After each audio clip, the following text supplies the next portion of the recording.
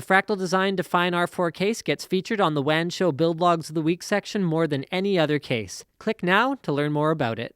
Welcome to my unboxing and overview of the latest and greatest from BenQ. This is the 2420TE, whose main advantages over the previous flagship 2420T/2420TX, for the one with the built-in transmitter, is the fact that it's capable of a 144 Hz refresh rate versus 120 Hz. So while the 144 Hz refresh rate isn't necessarily needed for something like 3D vision, if you just want as many frames displayed on the screen per second as freaking possible, then you'll want that.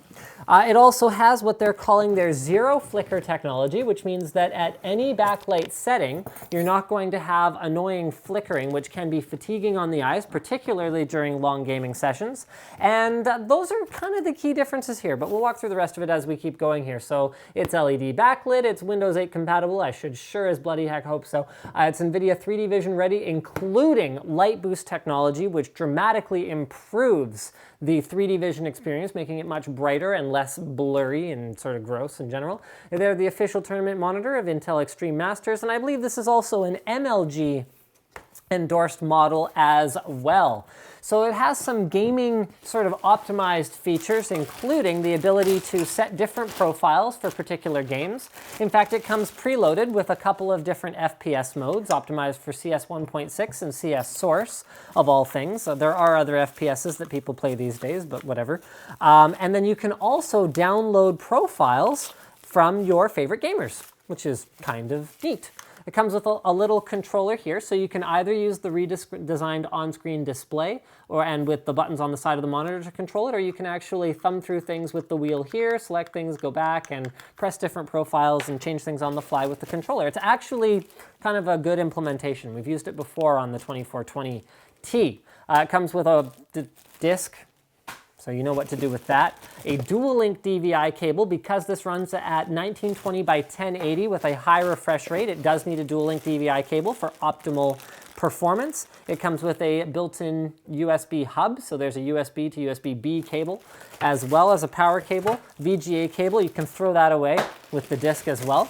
And then we've also got the height-adjustable stand and a dust cover, which they include with many of their premium-grade gaming monitors these days. They're using a hard foam, however, it is extremely well packed and extremely thick hard foam with lots of cushioning around the corners. So you can see right there that they've got about a good 1.5 inches of corner protection, which is extremely important because that is where things like this tend to get broken. So we'll walk you through the assembly process here really quickly. Line the 3 holes with the notches here. There's a little arrow that indicates where you want it to end up facing front. So we'll go ahead and put that in there. And then turn it until it locks. And once it's locked, you can go ahead and rotate it freely, just like that.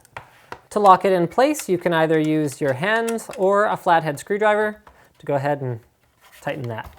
Next up, we peel all the plastic off of it. I really wish they'd just stop putting glossy surfaces on these things entirely, because it's more work to protect them with plastic, more work to take the plastic off when I'm putting it together, and then more work to keep it clean later on after the fact, and it just doesn't look any better, but whatever. Okay, so let's go ahead and show you the final assembly step, which is to go ahead and click it into place like that, and you might have gone, Linus, how are you going to show me all the interfaces on the bottom if you've gone and assembled it first? It's going to be more difficult. No, don't worry, I'm getting to that. So it has height adjust. So actually a fairly wide range of height adjust, quite nice indeed. You've got your tilt, okay, you got your swivel, okay, which I showed you before already, and finally, aha, yes, there we go, pivot. Love to see pivot. It's something I actually only really use to access the ports because I'm not a photographer, and if I was a photographer, I wouldn't be using this monitor because as far as color accuracy goes and color depth, this is not going to compare very favorably to an IPS VA or PLS panel. It's mostly optimized for speed, which is great for gaming, but not professional sort of video or photo work. Here's the built-in hub. So there's the input for that, as well as a single output, and then the other two are actually, sorry, I'm going to go ahead and do this to you, are on the side of the monitor right here, as well as a headphone pass-through if you're using HDMI in, which is kind of nice to have. You've also got two HDMI in, so that's another thing that makes this kind of gaming optimized, is that you can have your PS3 and your Xbox and your PC all kind of hooked up to it at the same time, switch between them pretty easily. You've got that useless VGA port. Please, for the love of whatever you believe in, don't plug anything into that. And finally, you've got Displayport, which is not dumb. And then last but not least, you've got the little control pod thing that actually docks with magnetically to the side of the monitor, which also has plastic on it. There you go. So it sits there held in by like a little magnet thing, and you go ahead and plug that in if you do decide to use it, but you don't have to. It's completely removable, should you prefer that approach. Last but not least, you've got a Kensington Lock, which I think is more for like tournament people than actual like regular people who don't usually lock down their monitors. But if you have a whole bunch of these set up at a tournament, that's not necessarily a bad idea to have implemented. And then check this out, another gamer optimized feature is the Headphone Hook on the back of the monitor. So I'm gonna run and grab a pair of headphones so I can show you how that might work in a real world scenario. Boom. So that way you can have your headphones hanging behind your monitor instead of on the front of your desk. If you wanted to, oh yeah, it also has a carrying handle. So the carrying handle is kind of sturdy. Well, not kind of sturdy, it's very sturdy. But the thing I don't like about it is it's not very well balanced. So you can see when I hold it like this, it kind of hangs like that, but I don't really know what else they'd be able to do about that other than repositioning it to the top of the panel, for example, which might cause it to lose some of its strength. So I think that pretty much wraps it up for the actual unboxing portion. So stay tuned, guys. We'll be right back. Holy crap, it's the first 120 hertz monitor that doesn't have color depth and color accuracy that looks completely balls. Unbelievable. I actually love the 2420TE. I'm extremely impressed by this monitor. Normally, the compromises that get made when you amp up the refresh rate is generally with respect to image quality, particularly in terms of color depth. Now, color depth refers to that banding that exists when you have similar colors that aren't quite the same, and the monitor just isn't capable of reproducing enough in between, so you end up with like these chunks of colors. You'll see this a lot of the time with movies and things like dark scenes. You'll see like big blocks of like slightly lighter brown and big blocks of slightly darker brown because either the bitrate of the file is very low or the display you're watching on isn't very good. So that is not a problem on this monitor, which I'm extremely impressed by. Not only that, but this is more than a 120 hertz display. This is a 144 hertz display, and it's really the first one that I can recommend without an asterisk. Because before I'd say,